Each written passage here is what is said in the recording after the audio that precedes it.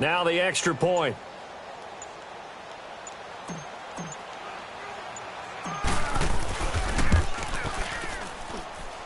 Point after, right down the middle. And the lead is now 17-3.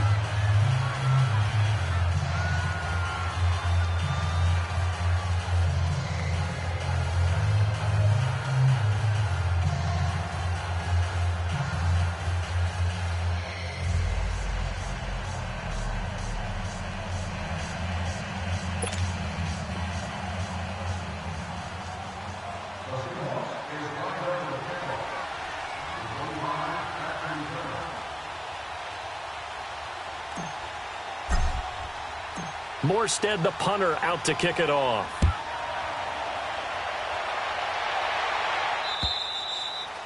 And this will not be returnable. It's out of the back of the end zone for a touchback.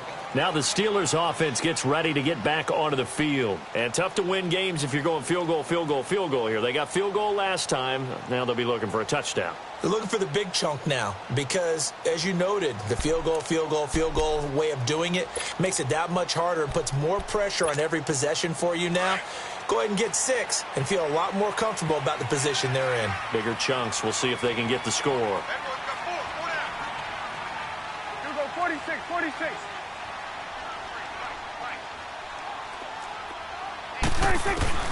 Prescott on first down. Flushed out right. And he can't find anywhere to go with it. And he goes down. Brandon, if I'm an offensive coordinator and I see an all-out rush like that, I file it away because I'm going to use their aggressiveness against them as this game goes on. I'm going to hit them with a screen soon.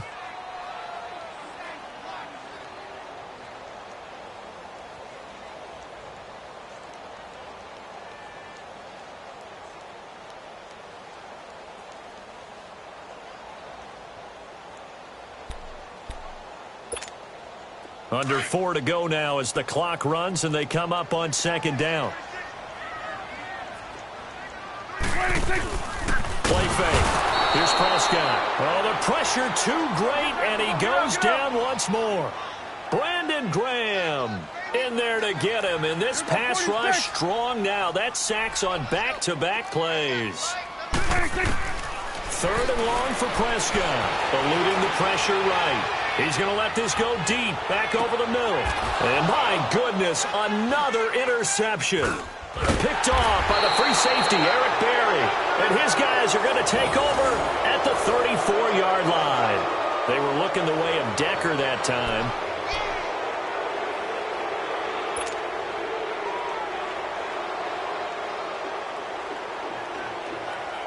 From the 34 now, here's 1st and 10.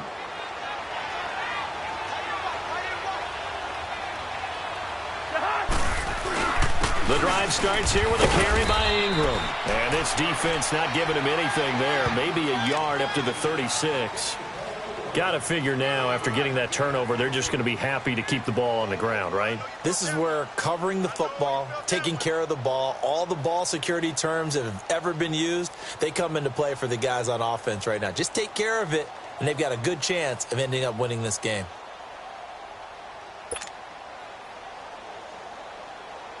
Clock continuing to run. They'll probably wind this all the way before snapping it on second down. Ingram again. And he's across the 40, 3 extra yards to the 43. Call it an 8-yard gain. Much better shape now on 3rd and just a yard. And this is an absolutely big 3rd down that's been set up here, partner, and there's no other way to put it. The defense has to get a stop here if they have any hopes of winning this game. Has to. You said big 3rd down. I'd put the word big in capital letters here. And the Seahawks on 3rd down. They're right at about the league average, 40%, 4 for 10. They need just a yard here. It's 3rd and 1. And now, defensively, they're going to burn their first time out. Remember, they get an extra time built in coming up here shortly at the 2-minute warning.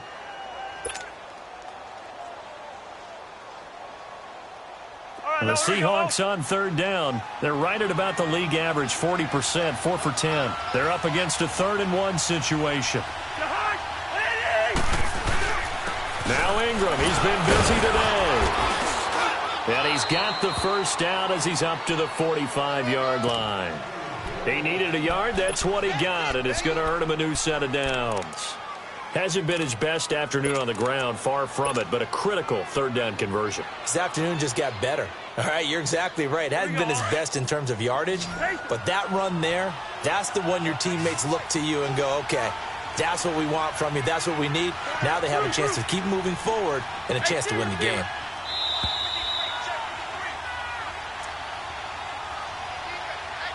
Time for a break. We'll come back to wrap this one up after this. And not totally home free yet, but it's looking good as they come up 1st and 10.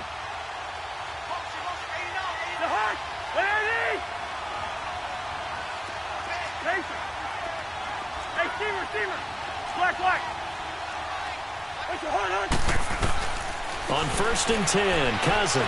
Flush to his right. Now he's going to throw deep rights. It's caught inside the 25. And they'll wind up getting this one all the way down inside the 20. They give him a gain of 38.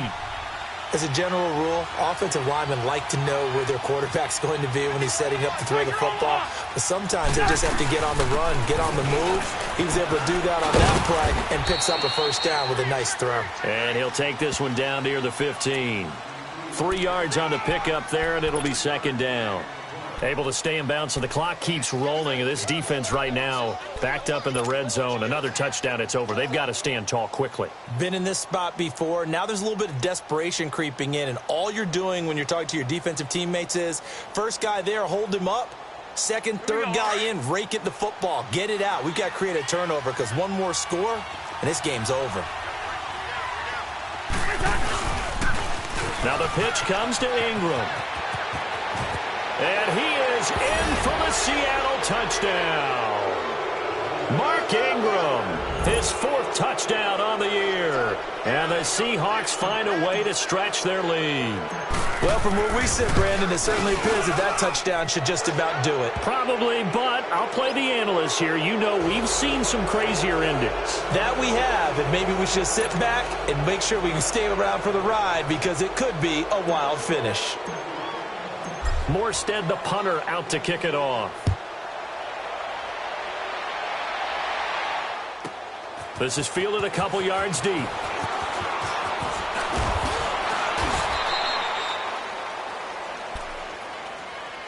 The Steelers' offense now, they get ready to head back on the field. They've lost this one. Their offense has struggled. Do they try to put together something here at the end just to take into next week? Yeah, sometimes teams want to do that and coaches want to. I remember one time I was on a team and we were losing late in the game like this, and you knew it was lost. It was over, right? And the coach called a running play and pretty much said to everyone, I want to see something executed well before we get out of here.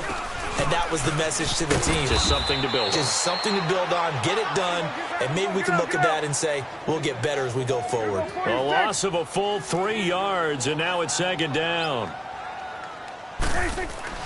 Prescott now on 2nd down. Dancing to his left. This is Bell on the dump off. And he'll get to the 29-yard line, brought down there. They'll give him 8 on the play, and it'll be 3rd down. Everyone has their strengths, able to move to their right or their left, being able to throw the football. So that means you've got to work on both because you never know which way you're going to get flushed by pressure. In this situation, able to escape to his left and makes an accurate throw.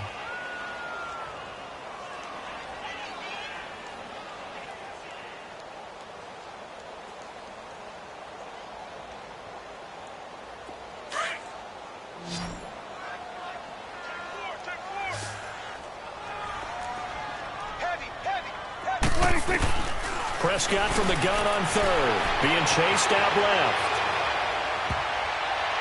That'll be incomplete as the clock will stop with 14 seconds remaining. Another wayward pass. You know, things started out poorly in this game, and to be frank, they just really haven't gotten much better. And all that does is embolden a secondary. They feel good about what's going on, and they just play better and better.